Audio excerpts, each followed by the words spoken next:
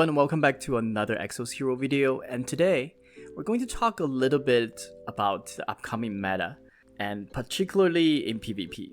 I know we just did a meta prediction video not long ago, but given everything that has happened in over the last couple of weeks now, especially with the introduction of Jinai, the Fate Core, as well as the future Synergy Fate Cores, we thought this would be a good time to just revisit this topic a little bit. In particular, today we're going to focus on Jinai and her role in the upcoming meta, as what we think will be the key focal point of the next few weeks, with Jinai at the center of it, as well as some of the different recommendations that we can think of at this point. These are not recommendations that we necessarily think are the best team that will dominate, but just things that we think might take shape over the next few weeks. So the first question, or the first topic we want to talk about is, will FC Jinai become the next meta hero? Right, we've seen a few meta heroes in the past. FC Iris comes to mind, FC Rira. If you go back even further, Bathory was a dominant character in the PvP scene for quite a long time.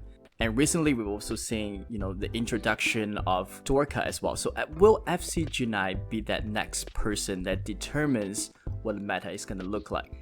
In our opinion, yes, there's a possibility, but it's not that simple. And we'll talk a little bit more about that. But first, let's talk about why we think FC Jinai has the possibility to be that meta-defining hero. And this is primarily because she is very good at setting up very fast and bursty teams with elemental damage unlocked, and enable that team to win games within the very first round. And we say that because we believe that FC Jinai is probably the best and pretty much the only hero that we can think of in the game that manipulates attack speed / turn meter, right? So not a lot of heroes can do this. And her ability to boost her allies' attack speed while simultaneously reducing the opposing team's attack is her greatest asset, apart from her dance moves. And you couple this with a very high damage team that has elemental damage unlocked, it means you can decide the fate of your opponent literally in the blink of an eye.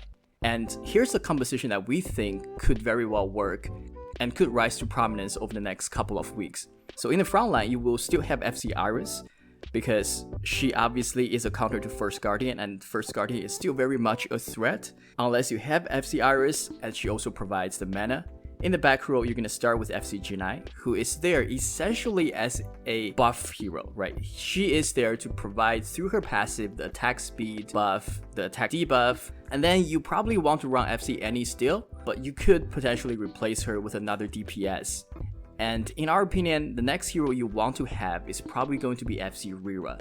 And we'll talk a little bit more about this in just a second on why FC Rira plays a very crucial role in this team composition. And lastly, you'll probably run it off with another DPS who is, in our opinion, should be fast. So FC Diva would be a great option. FC Xian, Base Rodley would all be good. And one character we want to bring to our attention is FC Brook. Because of FC Jinai now can provide speed buff, it would actually allow FC Brook to utilize her Angry Lamb passive very early on at a consistent level. So we think FC Brook and FC Jinai combination could actually be very, very strong going forward. And it might be the time that FC Brook truly gets to kind of shine compared to the rest of the DPS heroes. But now we talked a little bit about, FC Rira. And I'll let Edward to cover a little bit more about why FC Rira is crucial to the success of this team. And why we think this FC Jinai FC Rira composition, if our hypothesis is true, could become a dominant core going forward. Right, so the aforementioned composition, we mentioned pairing FC Jinai together with FC Rira. And I know what a lot of you guys are thinking, how could FC Jinai become meta? Her speed is so slow, and nobody really runs buffs in today's meta, so where is she going to get her mana absorb proc off? And the answer to this is really FC Rira, because we're predicting, and we don't know exactly when, but Bathory's signature force will come out at some point in the near future. And with that having been said, if the elemental damage from that signature force works the same way previous elemental damage has, then that means it'll break Guardian Stones. Following that logic, it should also be blocked by Summer's Blessing. Now, because FC Rira is so fast, we believe base speed, she's actually the fastest hero in the game still. So with this being the case, if you run Rira, she's going to go first. If paired with Annie, she could potentially get her A2 off on the entire enemy team, and if the enemy team is running FC Iris, which is meta, and I believe somebody did a statistic, it was like 98% of the top 100 PvPers run her, so it's very likely that you're going to be getting Summer's Blessing off on all of the enemies. So this not only means you boost your speed for everybody in Jinai's row, but you also reduce the enemy's attack for 7 turns, which means at the beginning of their round, by the time it rotates over, they're not going to have as much damage as they normally would. Now, we're not sure exactly how this interaction works, and so we can't guarantee that Bathory's elemental damage will proc Summer's Blessing. In the event that it does, this is how we see things playing out. Now, moving forward with this being the assumption that we're basing our argument on, this means that we're going to enter a very interesting period in terms of PvP meta. Up until now, the game has been running on a very one team rules all dominant meta, where you either have that team or you're going to struggle in PvP. Right when the game started, it was mostly FC Rachel with FC Xeon. A couple weeks later, it transitioned into full First Guardian comps with FC Rira, and then eventually, with Summer's Blessing, FC Iris came in and started dominating. We started seeing a bunch of metas revolving around her, such as Iris, Rira, Annie, Bathory, or later on FC Iris and FC Shufraken. However, with the introduction of FC Jinai as a potential counter to FC Iris when paired with Rira, this might be the first time where we don't have a dominant meta and one team could be countered by another team. We believe because of the threat of FC Jinai, First Guardians could make a comeback, as some people might hesitate to run FC Iris. Meanwhile, some people will still run FC Iris because they don't want to deal with First Guardians. Either way, it forces a sort of cat and mouse game, and then you have FC Jinai coming into the mix as well to create this sort of rock, paper, scissors scenario of, do I want FC Iris, risk FC Jinai debuffing me, or do I want to deal with First Guardians? So already we're seeing 3 potential possibilities, and we can't wait to see how the meta develops around that. Now, another part of FC Jinai's new kit is double all dot damage on the enemy. So I'm going to let Hao take care of that. Yeah, and I think, the new passive is called Stage Dominance, I believe. I think it was Superstar, actually. Oh, it could be Superstar. Oh, I think Stage Dominance is the other one where... No, Stage Dominance actually isn't in her passive at all. Oh, okay. Oh, it's one of her skills now. It's her A1. Alright. So yeah, as a part of her new passive now, what she allows you to do is essentially giving a buff to all the dot damage, right? And allowing you to do double the amount of damage that you normally would do. And that on the surface seems like a pretty substantial buff. Because we know some of the heroes that we see, like Baelish comes to mind, actually does quite significant dot damage per turn. Valentina is another one. So I think one of the questions that many of you and us as well are asking right now is, will dot damage finally get a chance to shine? And frankly, we still don't think so for a couple of reasons. First of all, with that, you're still going to be very wary of First Guardians and Wrath passive. And you definitely have to have FC Iris in your team. And even then, Wrath can still wreak havoc on your team if you don't kill the First Guardians quickly enough when the shield has been removed. So there's always going to be the concern of, running into a team that has either FC Rira or FC Xeon, or maybe both of them, which we have seen a lot of teams running with these heroes recently. So that's concern number 1, right? Just the fact that First Guardians with their Wrath passive can wreak havoc on your team. Secondly, the heroes with dot damage, majority of them are very, very slow. And this is crippling in PvP meta, just about all the time. Up of the top of our minds right now, we can think of Dorka and FC Ridmarie being 2 of the faster heroes, and FC Hacken as well, if you have that. But outside of that, majority of the hero, if we can think about Valentina, FC Valentina, Baelish, Kylak, a lot of these prominent dot damage heroes are all very, very slow.